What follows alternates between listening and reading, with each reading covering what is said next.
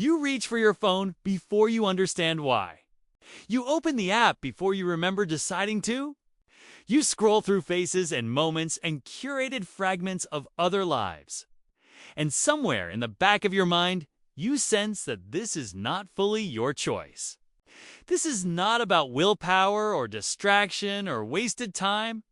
This is about something far older, far deeper, and far more difficult to face. The platforms are not just reflecting your attention. They are amplifying what you have refused to see in yourself. Carl Jung understood that the unconscious does not remain hidden. It finds expression. It leaks into your relationships, your choices, your sudden compulsions. In his view, what you do not bring into consciousness appears in your life as fate. Social media has become the largest mirror humanity has ever constructed, but it does not reflect your face. It reflects your shadow. Every scroll, every like, every moment of compulsive engagement is an unconscious conversation with parts of yourself you have disowned. It simply knows what you will not admit. You post the highlights. You craft the captions. You choose the angle that makes you look effortless, composed, admired. This is what Jung called the persona, the mask you wear to meet the world's expectations. But beneath that mask lies the shadow. Everything you have decided is unacceptable. Your need for validation, your envy, your loneliness, your rage, your desperate hunger to be seen, not as you pretend to be, but as you actually are. The persona smiles. The shadow scrolls. Every time you open the app, you are not looking for content. You are looking for proof. Proof that you matter. Proof that you are enough. Proof that others are struggling too, so you do not have to feel so alone in your own inadequacy. This is not conscious. You do not say these words to yourself. But the unconscious does not speak in words. It speaks in urges, in impulses, in behaviors you cannot fully explain. You tell yourself you are bored. You tell yourself you are relaxing. Relaxation is not the goal. You are feeding something deeper, something that has been starved, and the platform knows exactly what that something is. The dopamine pathways in your brain are ancient. They evolved to reward behaviors that ensured survival, food, connection, status, recognition. Social media has learned to hijack these pathways with surgical precision. Every notification is a jolt of possibility. Every like is a microdose of validation. It is designed to keep you in a state of perpetual craving, a cycle of desire and reward that never completes. Jung would have recognized this immediately. It is the same mechanism that drives addiction, compulsion, and neurosis. You are not choosing to engage. You are being pulled by forces you have not yet made conscious. Projection is one of Jung's most powerful concepts, and it is happening at scale. Projection occurs when you take a part of yourself you cannot accept and attribute it to someone else. You see in them what you refuse to see in yourself. Online, this process has been industrialized. You scroll through someone's carefully curated life and feel inadequate. You read a comment that enrages you and fire back with contempt. You watch someone succeed and feel a bitterness you cannot explain. None of this is really about them. It is about you. The anger, the envy, the judgment. These are fragments of your own shadow reflected back at you through the screen. The platform amplifies the projection. It surrounds you with mirrors, but you mistake them for windows. Others seem so confident, so effortless, so unburdened. You compare their highlight reel to your behind-the-scenes struggle, and the gap feels unbearable. But here is what you are not seeing. They are doing the same thing. They are projecting their persona and hiding their shadow. They are scrolling through your posts and feeling the same inadequacy. This is not connection. This is a hall of mirrors where everyone is performing for an audience that is also performing. No one is being seen. Everyone is being reflected. And the more you engage, the more distorted the reflection becomes. You assume that this makes you weak.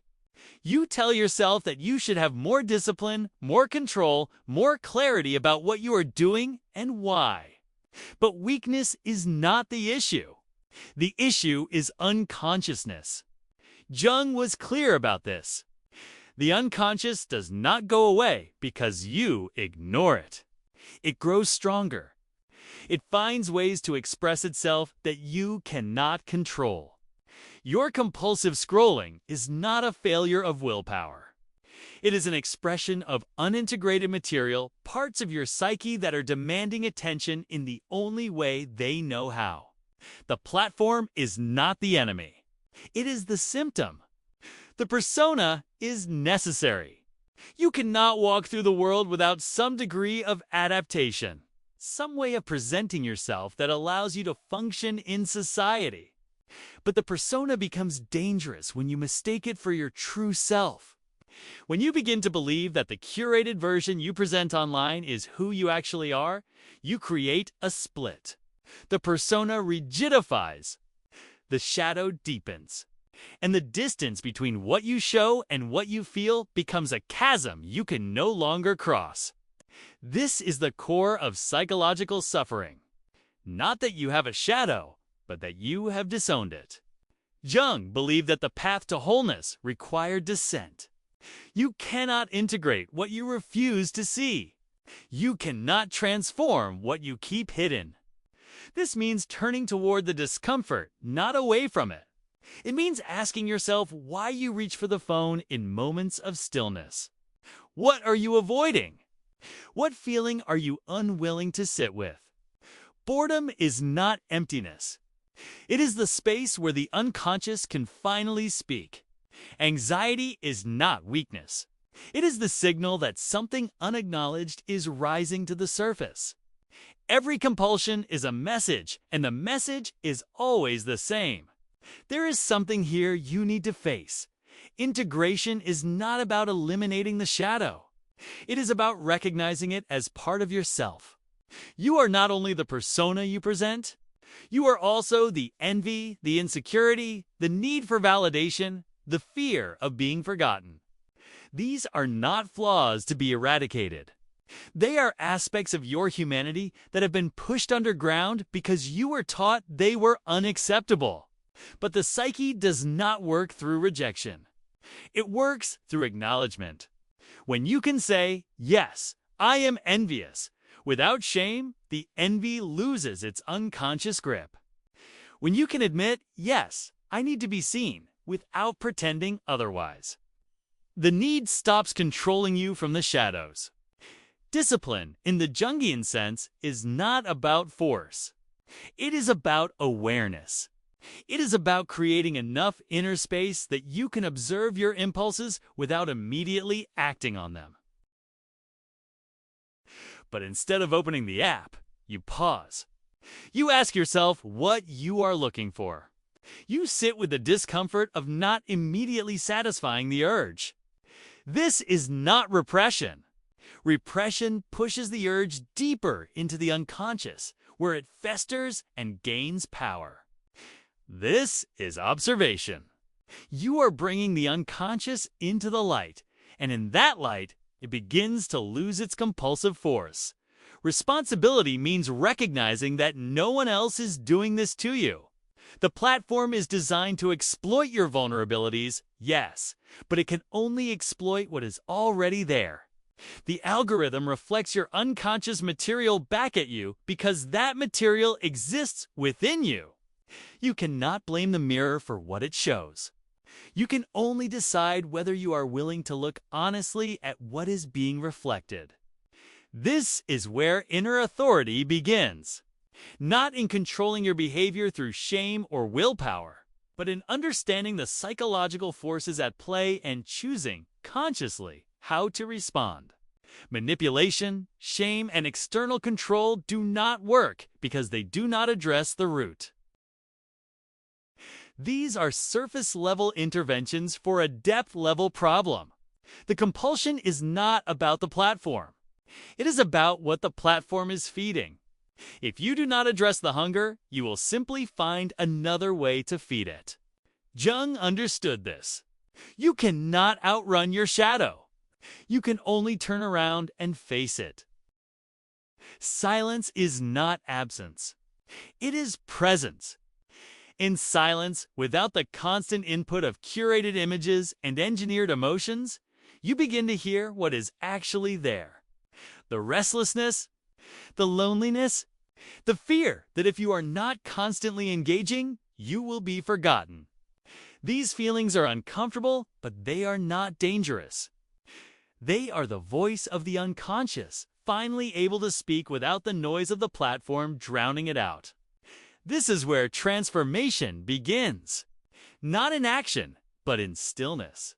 Not in more engagement, but in the willingness to disengage and sit with what remains. They do not know why, but they feel it. The persona invites performance. The integrated self invites authenticity.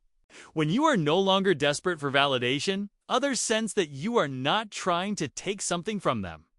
When you are no longer projecting your shadow onto the screen, you stop triggering the shadow projections of others. This is the mirror effect.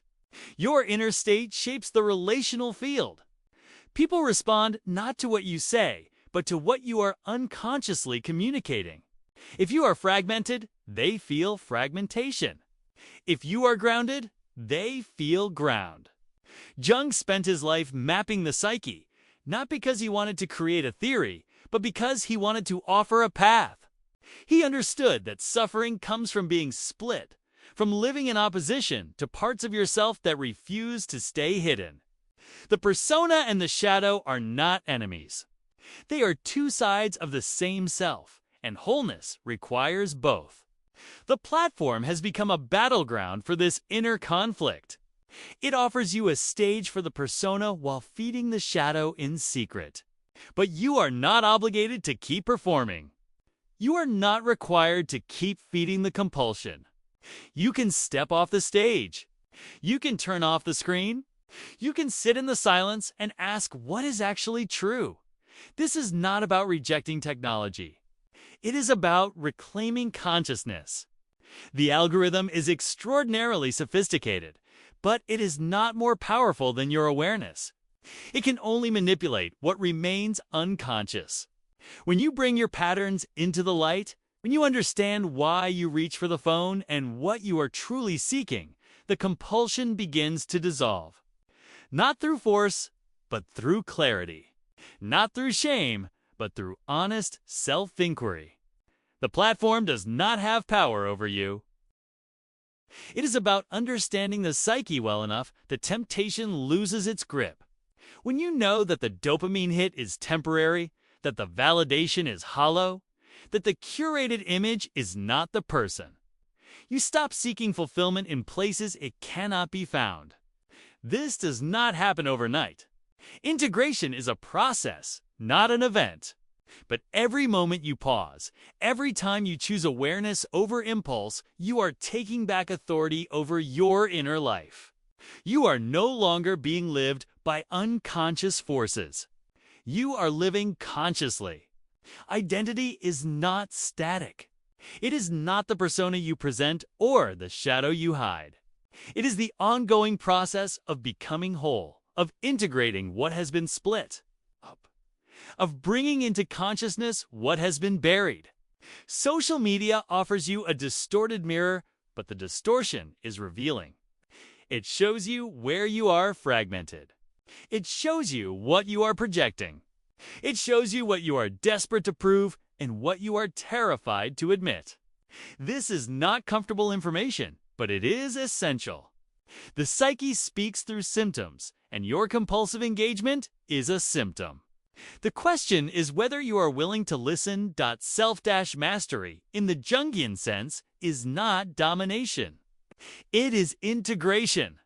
It is the ability to hold both the light and the shadow without being consumed by either. It is the capacity to sit in stillness without needing distraction. It is the discipline to observe your urges without being ruled by them. This is not repression. This is sovereignty. You are no longer at the mercy of unconscious impulses or algorithmic triggers. You are aware, and awareness changes everything. The platform will continue to exist. The algorithm will continue to refine itself. The dopamine cycle will continue to pull at anyone who engages without consciousness. But you do not have to remain unconscious. You can choose to see what is being reflected. You can choose to integrate what has been projected.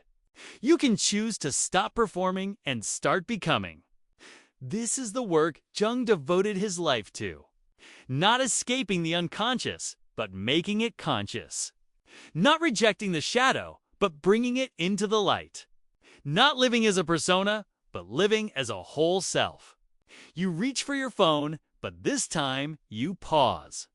You feel the pull, but you do not immediately obey. You sit with the discomfort, and in that space between impulse and action, something shifts. This is not a victory. It is a beginning. The unconscious does not surrender easily, but it does respond to awareness. Every time you choose consciousness over compulsion, you are rewriting the script. You are no longer being lived by forces you do not understand. You are living fully and deliberately as yourself.